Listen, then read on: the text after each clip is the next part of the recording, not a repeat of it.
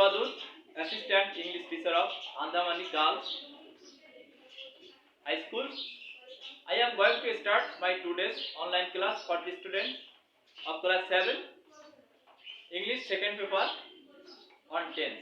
So dear students, in my previous class I discussed on present indefinite tense, its definition and structure. Today I am going to start my online class on present continuous tense, its definition and structure and examples. Carefully listen to me. প্রিয় শিক্ষার্থী, আমরা কিন্তু গত ক্লাসে present indefinite টেন্সের সংজ্ঞা এবং গঠন সম্পর্কে জেনেছিলাম। তোমাদের বাড়িতে কিছু কাজও দিয়েছিলাম, আশা করি তোমরা সেগুলো করেছো। আজকের ক্লাসে কিন্তু আমরা আলোচনা করব প্রেজেন্ট কন্টিনিউয়াস টেন্স। তো আমরা প্রেজেন্ট কন্টিনিউয়াস টেন্স নিয়ে আলোচনা করার আগে সর্বপ্রথম আমরা কন্টিনিউয়াস শব্দ সম্পর্কে জানব। দেখো, কন্টিনিউয়াস কথাটার অর্থ হচ্ছে চলমান। কি অর্থ? চলমান। যেমন আমরা বলে থাকি যে তুই লেখাটা কন্টিনিউ কর, কন্টিনিউ মানে চলমান রাখ। এখানে কিন্তু সেই কন্টিনিউ শব্দটির কন্টিনিউয়াস অ্যাডজেক্টিভ ফর্ম দেয়া। এই কন্টিনিউয়াস শব্দের অর্থ কি? চলমান। কি চলবে? যে কোনো একটা কাজ, any work will be continuing. যে কোনো কাজ চলতে থাকিবে, চলতে থাকবে বা চলতেছে, চলতেছিল এরকমের। অর্থাৎ যখন কোনো একটা কাজ চলমান অবস্থায় থাকবে তখন সেটি কন্টিনিউয়াস টেন্স হবে। এখন যদি হয় যে অতীতে চলতেছিল, তখন কিন্তু আমরা তাকে বলবো পাস্ট কন্টিনিউয়াস। যদি কোনো একটা কাজ বর্তমানে চলিতেছে, যেমন আমি তোমাদের পড়াচ্ছি, এটা কিন্তু বর্তমানে পড়াচ্ছি, চলমান প্রক্রিয়া, এটা প্রেজেন্ট কন্টিনিউয়াস। আর যদি আমি তোমাদের বলি যে আগামীকাল তোমাদের প্রেজেন্ট পারফেক্ট টেন্স পড়াইতে থাকিব, ওটা কিন্তু তোমার ফিউচার কন্টিনিউয়াস হবে। আজকের ক্লাসে কিন্তু আমরা আলোচনা করব প্রেজেন্ট কন্টিনিউয়াস টেন্স, অর্থাৎ বর্তমান কালে কোনো কাজ চলমান অবস্থায় থাকবে। তো যদি আমরা প্রেজেন্ট কন্টিনিউয়াস টেন্সের সংজ্ঞা বলি, কি বলবো? ভার্বের যে কাজটি বর্তমানে চলিতেছে এরূপ বোঝায় তাকে প্রেজেন্ট কন্টিনিউয়াস টেন্স বলে। কি বলছি? ভার্বের যে কাজটি বা যে ভার্বটি, একটা বাক্যের যে কাজটি, যে ভার্বটি বর্তমানে চলিতেছে, the present continuous tense is a kind of tense that indicates to continue a work in present. অর্থাৎ প্রেজেন্ট কন্টিনিউয়াস টেন্স হলো একটা টেন্স যে টেন্সটি কোনো কাজকে বর্তমানে চলছে এমন নির্দেশ করে। তো আমরা মূল আলোচনায় চলে যাব। তো মূল আলোচনা হচ্ছে আমাদের স্ট্রাকচার, গঠন এবং বাক্য তৈরি করা। তো প্রেজেন্ট বর্তমান, চলমানকালীন, কাল। বর্তমান, চলমান, কাল। তাহলে আমরা জানলাম কি? বর্তমান, চলমান, কাল হয়ে গেল প্রেজেন্ট টেন্স। ভার্বের যে কাজটি বর্তমানে চলছে এরও বোঝায় তাকে প্রেজেন্ট কন্টিনিউয়াস টেন্স বলে। এখন আমরা যাব কি? বাংলা চেনার উপায় এবং গঠন। তো দেখো, বাংলা ক্রিয়া শেষে কি থাকবে?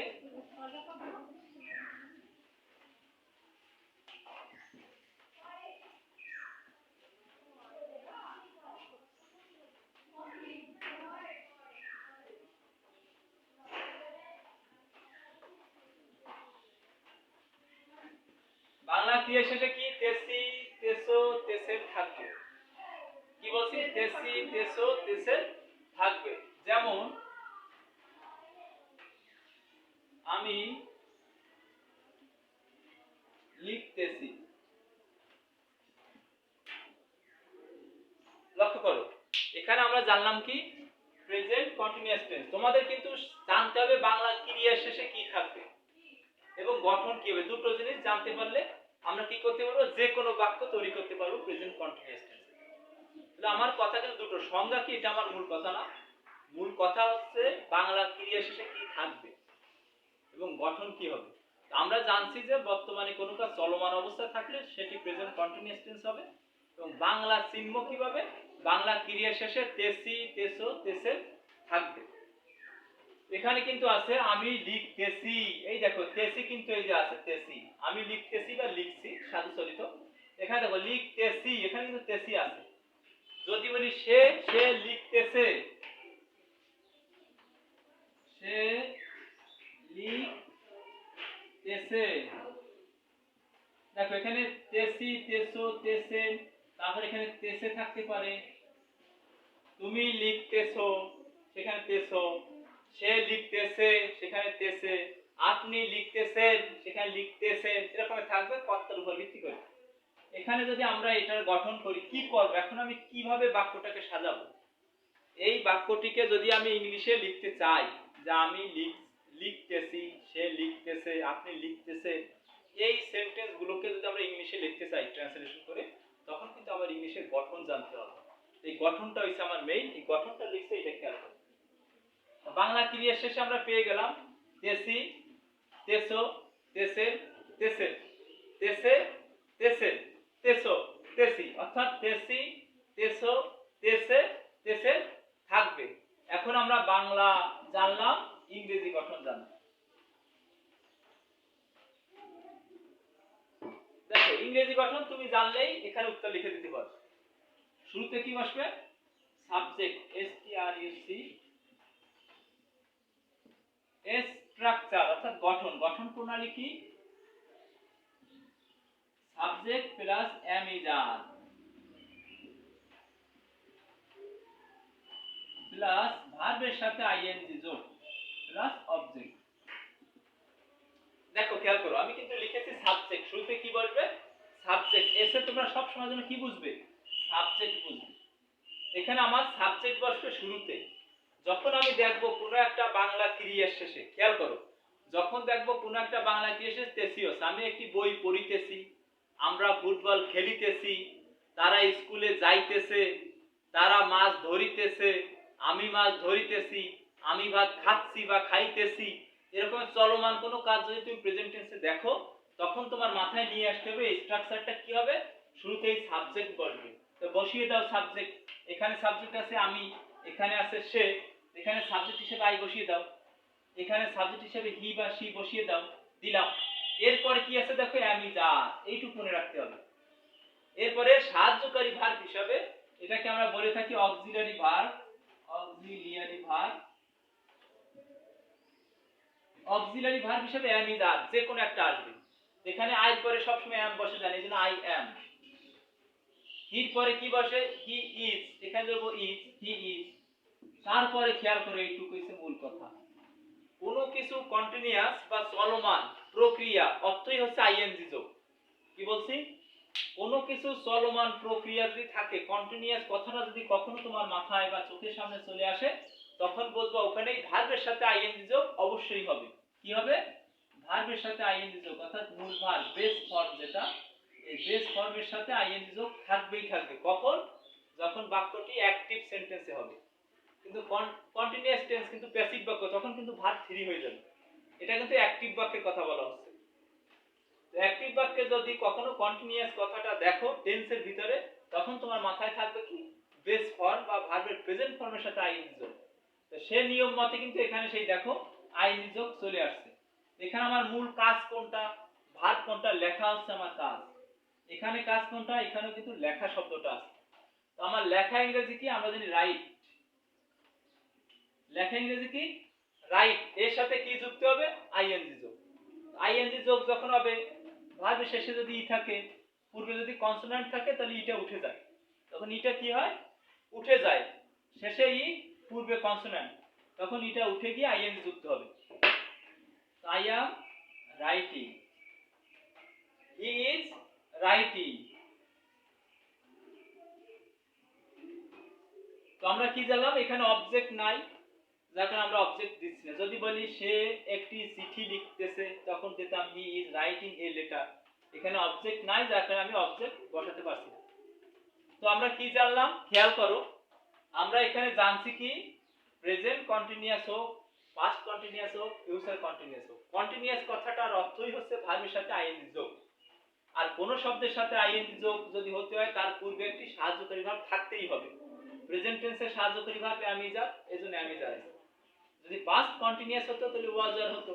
ফিউচার কন্টিনিউয়াস হলে শ্যাল বি, উইল বি হতো। এখানে কি বসবে? am is are।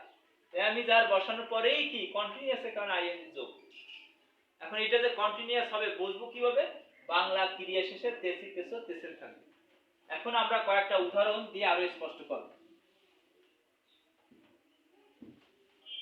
দেখো, যদি আমরা বলি আমি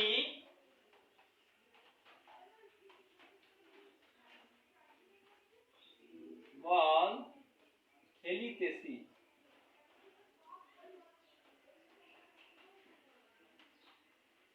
তারা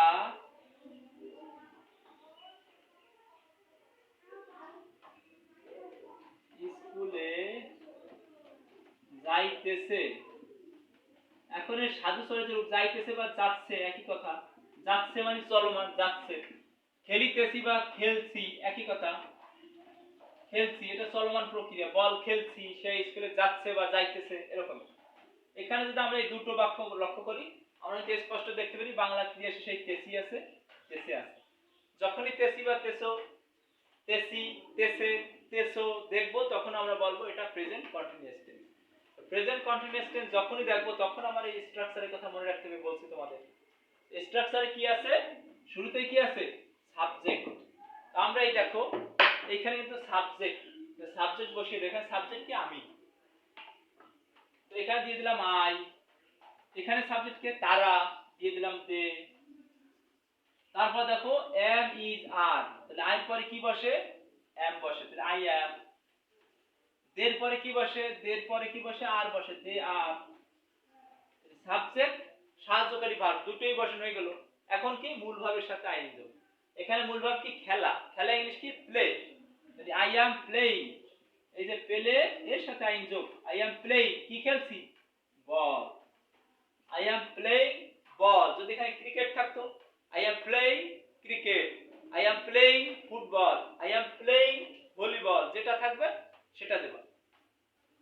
তারা স্কুলে যাইতেছে, এখানে সাবজেক্ট কে তারা, সাহায্যকারী ভার্ব এর পরে আর, এরপর কি মূল ভার্বের সাথে আইএনজি যোগ।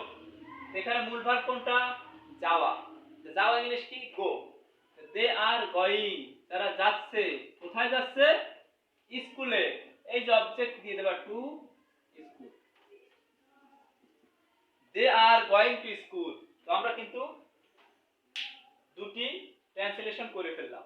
কিভাবে করলাম, বাংলা ক্রিয়া শিখলাম, যে চিনলাম যে তেসি তেসো তেসেল থাকবে, তখন এটা প্রেজেন্ট কন্টিনিউয়াস টেন্স হবে। প্রেজেন্ট কন্টিনিউয়াস টেন্স হলেই গঠন হচ্ছে এই সাবজেক্ট, এবারে আমি যার বসিয়ে ভার্বের সাথে আইএনজি যোগ বসো। আশা করি তোমরা বুঝতে পেরেছো। এখন আমি তোমাদের কিছু বাড়ির জন্য উদাহরণ দেব। এখন এই উদাহরণগুলো তোমরা বাড়ি থেকে করে আনবে।